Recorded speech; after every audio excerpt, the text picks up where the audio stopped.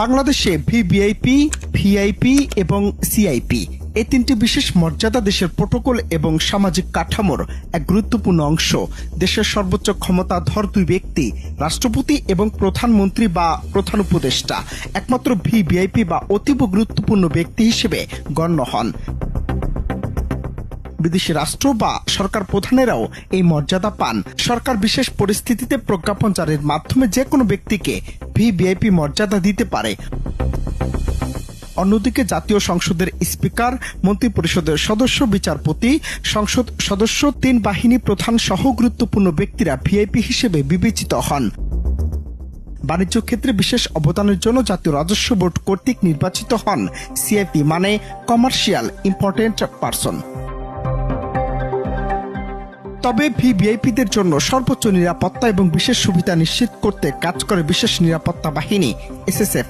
SSF আইনের অধীনে এই বাহিনী ক্ষমতা সুনির্দিষ্ট কঠোরভাবে সংজ্ঞায়িত। তাদের প্রধান দায়িত্ব হল রাষ্ট্রপতি ও প্রধানমন্ত্রীর দৈহিক নিরাপত্তা, যেখানে তারা অবস্থান করুন না কেন তা নিশ্চিত করা। একই সাথে তারা বিদেশি ভিভিআইপিদেরও সুরক্ষা দিয়ে থাকে। গোয়েন্দা তথ্য সংগ্রহ, আদান প্রদান এবং ভিভিআইপিদের নিরাপত্তা বিঘ্নিত হতে পারে এমন যে কোনো পরিস্থিতিতে দ্রুত প্রয়োজনীয় ব্যবস্থা গ্রহণ করাও তাদের কাজের অন্তর্ভুক্ত। অন্যদিকে ভিআইপিদের নিরাপত্তার জন্য বাংলাদেশ পুলিশের প্রোটেকশন টিম এবং স্পেশাল ব্রাঞ্চ বিশেষ নিরাপত্তা দিয়ে থাকে। তবে প্রোটোকল অনুযায়ী ভিআইপিদের চলাচলের জন্য কোনো সড়ক বন্ধ বা অন্য যানবাহনের চলাচল বাধাগ্রস্ত করার কোনো বিধান নেই। তাদের জন্য নিরাপত্তা প্রোটোকল থাকবে, কিন্তু তারা কোনো অগ্রাধিকার পাবেন না। উল্টো পথে চলা বা অন্য গাড়ি সরিয়ে চলাচলেরও কোনো সুযোগ নেই। ভিভিআইপিদের ক্ষেত্রে বিশেষ বিধান হলো শুধু রাষ্ট্রপতি বা প্রধানমন্ত্রী চলাচলের সময় সড়কের এক পাশ ফাঁকা করে চলাচলের বিধান রয়েছে। তাদের দ্রুত নিরাপদ যাত্রা নিশ্চিত করতে চলাচলের 15 মিনিট আগে এসএসএফ এবং ট্রাফিক বিভাগের মধ্যে তথ্য আদান প্রদান করা হয়। প্রয়োজন অনুযায়ী নিরাপত্তা ঝুঁকি বিবেচনা করে ভিআইপিরা গানম্যান বা বডিগার্ডও পেয়ে থাকেন। সবচেয়ে চমকপ্রদ গুরুত্বপূর্ণ আইনি ক্ষমতাটি রয়েছে এসএসএফ এর হাতে।